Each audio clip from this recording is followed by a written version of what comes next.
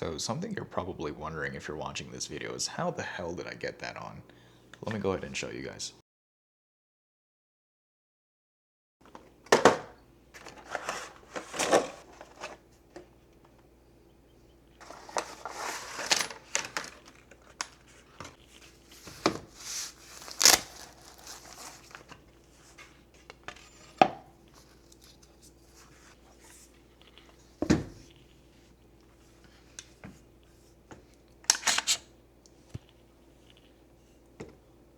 This is kind of the point in the video where I actually do have to talk.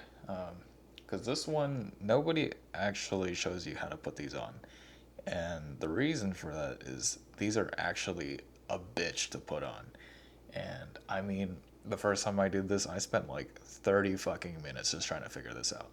So I'm going to go ahead and show you guys an easier way to do this. First of all, you're going to see that there's like a U shape in here. Just make sure that the U shape right here at the top is just pointing wherever the end of the switch is. Figure out this cable situation ahead of time. Reason for that is it's a bitch to put in later on. So I'm actually going to go ahead and like wire the cables in on this side right here. What you are going to be doing is, using the secondary channel in order to store the cable, and this one right here is going to be where the Picatinny is going to be sitting inside. Once you have your cable ran ahead of time, go ahead and take the switch out of the slot right here. So now they're in separate pieces. I've already calculated it to be two Picatinny slots separate from each other. So once you're ready, go ahead and grab your top rail and take the first U notch, and you're actually going to do this bending motion in order to sit on the rail. So once you hook it on one side, you're going to bend like this in order to wrap it around the other side.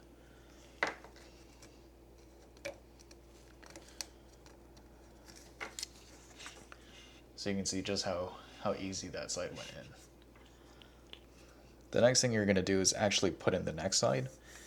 Just by repeating the same motion, you're going to hook on one side and then bend it so that way it can collapse over the other side.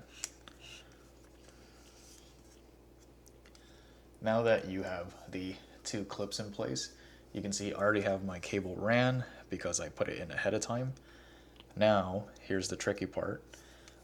If you have a front sight, flip it up, or if you have to, remove it. This gave me just enough space to now you're going to slot in one side. Of course, give yourself some extra slack with the cable if you have to, but you're going to slot in one side right here and wiggle it if you have to. Once one side is in, now you're actually going to push one side on the upper side in. Once you see one side is seated, you can see the other is not. All you really have to do now is push that side, and you're going to go this way and down, so that way the lips can catch the light switch. And then of course, use a flathead screwdriver or your fingernail to adjust.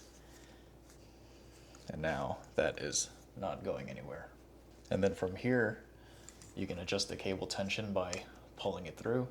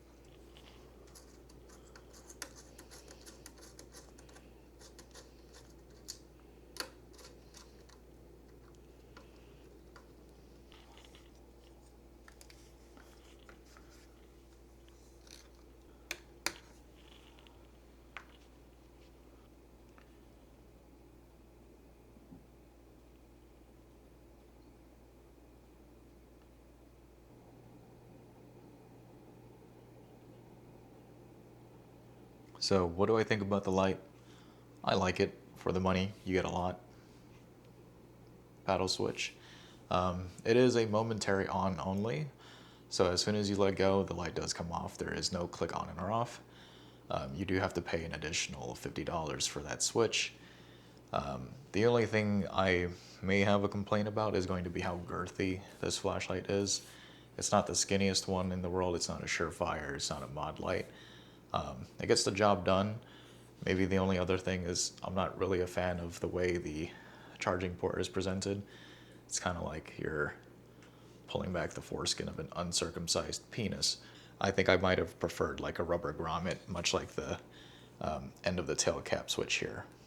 So some of the other downsides to consider is the mount that it comes with is also quite thick, as you can see right there. And as well as the flashlight itself, I believe it was around 8.9 ounces for just the flashlight itself. So it's not the lightest weight out there. It's also not the thinnest as well. So that's something to keep in mind.